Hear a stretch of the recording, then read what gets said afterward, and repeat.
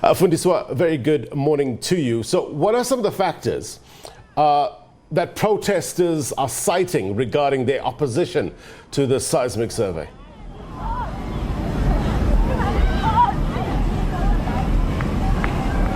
A very good day indeed. We are coming to you live from Port St. John's, second beach here in the Eastern Cape. Earlier on, we heard that a group of residents from the area were protesting here at the beach against the seismic exploration in this ocean bed. Now we have Unqobile Jojo, who is the environmental passionate, and she is also a lifeguard here in Port St. John's. He is saying that they are opposed to this seismic exploration here because it's not going to be posing danger only to marine life as well as ecotourism, but also to the people who are benefiting here. We have fishermen, we have lifeguards who are not going to be having jobs. Now we are here, he is here with us to tell us more about the reason for their protest. Mobile, thank you very much for joining us. Why the protest? Thank you, Mrs. Fundiswa. The problem is that within this Port St. John's, understand that Port St. John's and its own, it's a destination of choice. So what normally happens, we'll always have people that will be coming to Port St. John's to come and enjoy themselves. Remember one thing, we are all utilizing this ocean. So as you talk about swimmers and divers and people that strictly depends into the ocean, for an example, fishermen, they're not employed, but they're only working in this ocean. So if this seismic blasting will take place, it's going to destroy everything that they do. For an example, we've got an event called the Sardine Run. The Sardine Run is the only event that took place in the Wild Coast. So we have international tourists that comes to Port St. John's to dive. So once they will continue blasting the ocean for 6 months.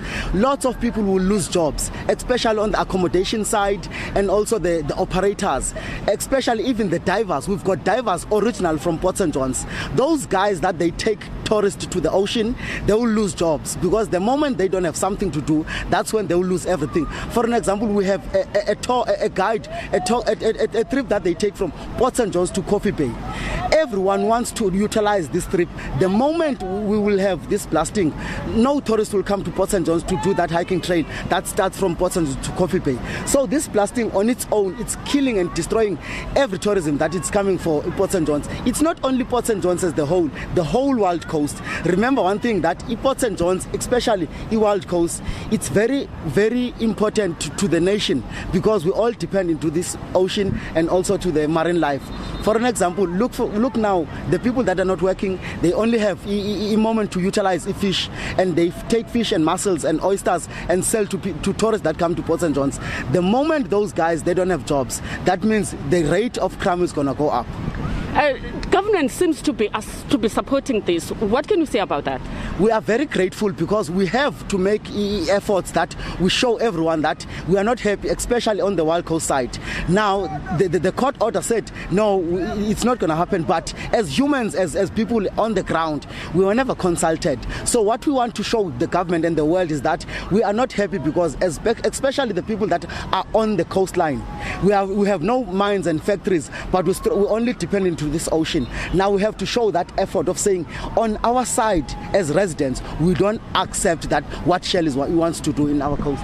You say you were not consulted. Had you been consulted, Mobile, do you think would be singing a different tune today?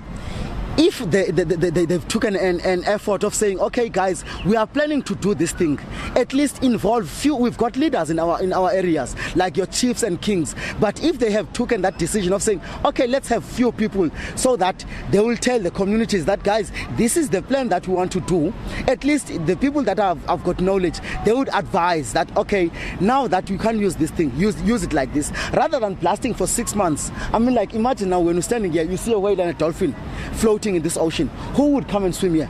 And now we wouldn't even have divers that come to want to explore and enjoy the diving out in the ocean and explore the Sardine Run, because there will be no fish and sharks and whale that they want to see. So if we were that opportunity of saying we were consulted, at least we will be not having this issue. And if Shell goes ahead? We won't stop. We won't stop because this is our coast, and Shell is not here. Shell doesn't even employ people from the coastline. People doesn't even employ people from the rural areas. We won't stop up until something happens.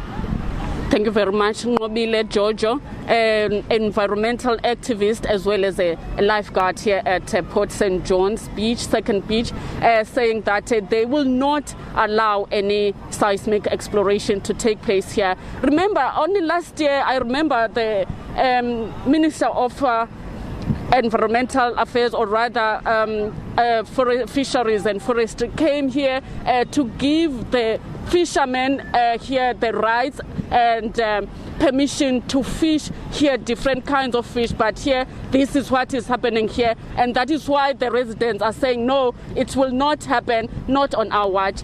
Back to you, Blaine. All right, Fundiswa Mhlekude live for us in the Eastern Cape.